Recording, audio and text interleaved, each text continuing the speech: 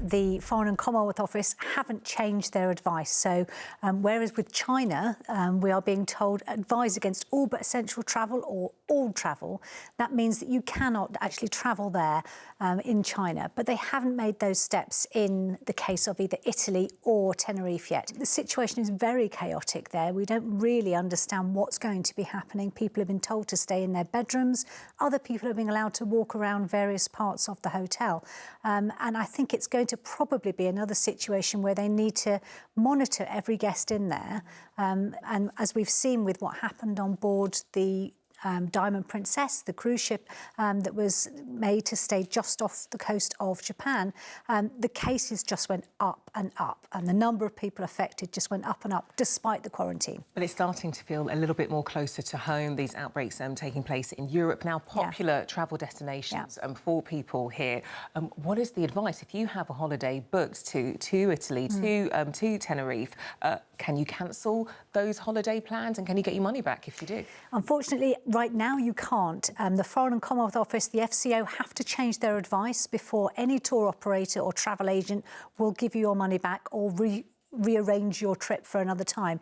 It's not right, it's not fair, but it's just the way it is. Until they change the advice, and I think that would have to lead to, it would have to be after a very serious, escalation in the number of cases. Until they change that advice, if you don't want to travel to any of those areas that are currently affected, it really is going to be at your own expense. Of course, you can cancel, but you won't get any money back.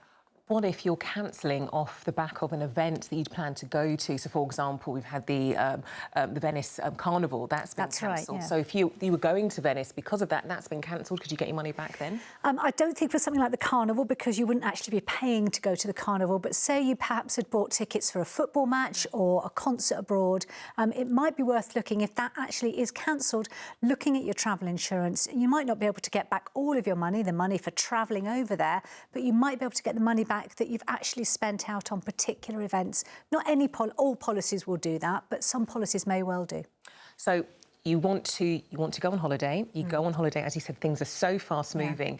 You go to a certain destination and it turns out some people are being tested positive for coronavirus there. What protection could you have then?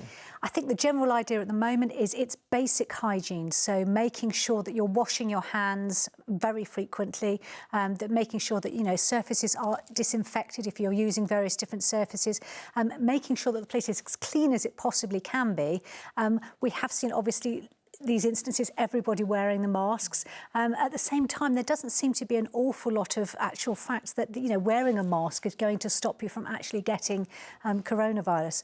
But once you're there, the basic thing is basically to make sure that the hygiene is as good as it possibly can be, to keep everything as clean as it can be, and then to make sure that you're really not in very big areas, mixing with lots of people at the same time. What about financial protection? So you want to go back home, you want to change to a different resort because you might be worried maybe one person has tested positive.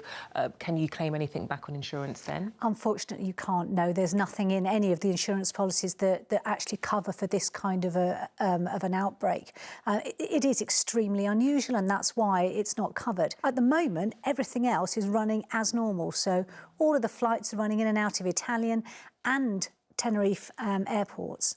OK, and it also sounds like it's really important to read that small print as well before you go out anywhere. But Lisa Minot, really good talking to you. Thank you.